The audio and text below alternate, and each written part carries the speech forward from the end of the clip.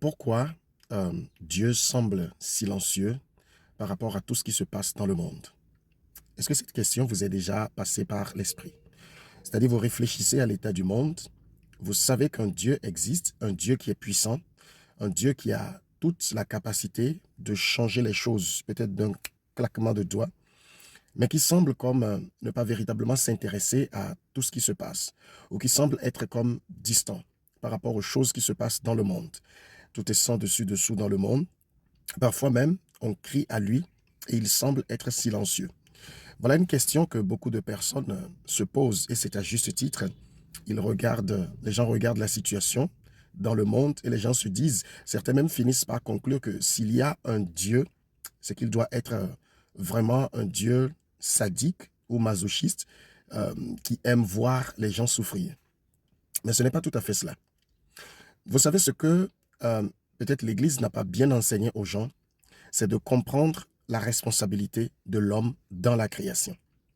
Dieu n'a pas créé des hommes robots qu'il va faire bouger comme il veut. Dieu n'a pas créé des intelligences artificielles. Ce qu'on appelle intelligence artificielle, que personnellement j'appelle juste programmation artificielle, parce que cela vous donne les réponses selon les prompts que vous lui donnez. C'est programmé, c'est entraîné pour réagir de cette façon. Ce n'est pas ce que Dieu a créé. Dieu a créé un être avec des émotions, avec des sentiments, avec une intelligence, avec une volonté capable de faire des choix qui entraînent des conséquences. Vous savez, si vous lisez bien Genèse chapitre 1, à partir du verset 26 jusqu'au verset 27 ou 28, il est dit là-bas que lorsque Dieu crée l'homme, Dieu le met en domination. Il y a les mots comme assujettissez, dominer. Donc, ça veut dire qu'à partir de ce moment, Dieu s'est lui-même limité dans sa propre souveraineté en ce qui concerne les affaires de la terre. Je l'ai un peu brièvement expliqué dans une vidéo hier. Dieu est souverain. Ça veut dire qu'il peut faire ce qu'il veut, il peut régler les choses s'il le veut, il a toute la puissance pour cela. Mais lorsque Dieu crée la terre, Dieu ne crée pas la terre pour lui-même, il crée la terre pour l'homme. C'est l'habitacle qu'il donne à l'homme. Sa demeure, c'est la terre. Et Dieu n'a pas créé les hommes pour qu'ils meurent du jour au lendemain. En réalité, nous avons été créés pour vivre éternellement. Maintenant, cet homme qui est créé est libre de ses choix. Bien sûr, la volonté de Dieu, c'est que l'homme soit en relation avec lui, qu'il exerce cette autorité dans la dépendance de Dieu, afin de jouir de tout ce qui est en Dieu, parce qu'il a déjà tout donné à l'homme. Voilà pourquoi ce verset, je l'ai cité aussi hier dans Psaume 115, verset 16. En réalité, toutes ces choses, on devait déjà les avoir enseignées à l'école de dimanche ou dans les églises. Ce sont des béabas des compréhensions pour éviter de poser des questions inutiles. Psaume 115, 16 dit, « Les cieux sont les cieux de l'Éternel, mais il a donné la terre au Fils de l'homme. » C'est puissant ce verset. Il y a beaucoup d'autres passages de la Bible qui le confirment. Lorsqu'on dit que Dieu possède toutes choses, ça ne veut pas dire que Dieu contrôle toutes choses. Non, Dieu n'a pas le contrôle sur toutes choses. Est-ce que Dieu peut contrôler? Oui, mais Dieu s'est lui-même limité. Et vous savez, le monde tient par la parole de Dieu. Ce qu'il a dit, il ne peut pas le violer.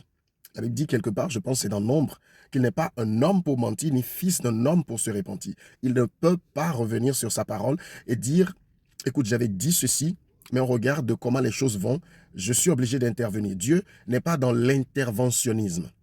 Il a responsabilisé l'homme. Est-ce que tout ce qui se passe est une surprise pour Dieu? Non. Il sait que ça va arriver. Dieu sait toutes choses, mais ça ne veut pas dire que Dieu permet toutes choses. Donc, si vous comprenez que sur terre, c'est l'homme qui gouverne, c'est l'homme qui règne, c'est l'homme qui est en responsabilité, c'est lui qui fait les choix, c'est lui qui prend les décisions, c'est lui qui invente, c'est lui qui crée. Par exemple, est-ce qu'il y aurait des guerres si les hommes n'avaient pas créé des armes pour les guerres? Il y a quelques années, j'entendais dans un discours un chef d'État d'un de ces pays qu'on dit puissants. Il a dit la phrase suivante, mon pays fabrique des armes. Comment je fais pour les vendre s'il n'y a pas de guerre? S'il n'y a pas de guerre, ils vont aller en créer. Est-ce que c'est Dieu? Non. Est-ce que c'est Dieu qui est à la base de la souffrance dans le monde? Non. Est-ce que c'est Dieu qui est à la base de la pauvreté dans le monde? Non. Dieu a créé le monde en mettant toutes les richesses qu'il faut sur terre. toutes les richesses qu'il faut pour que cela profite à chaque être humain sur la terre.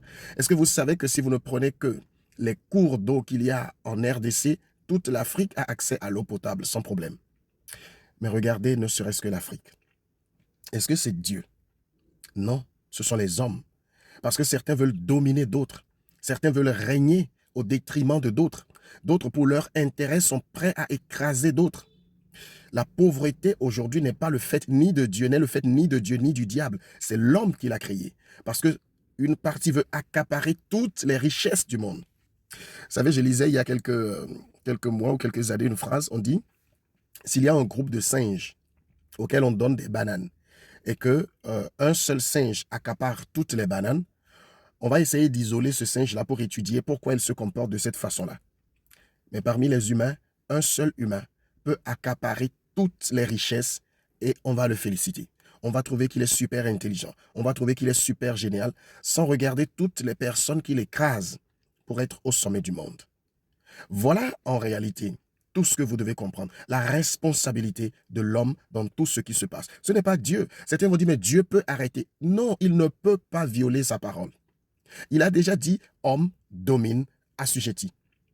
Assujetti la création pour ton propre bien. Parce que toutes ces choses, les arbres, les animaux, tout ce qui existe est donné à l'homme pour son bien-être. Vous savez, l'homme était le sommet de la création. Voilà pourquoi il est créé en dernier. Tout existait avant qu'il ne vienne pour qu'il n'ait à manquer de rien du tout.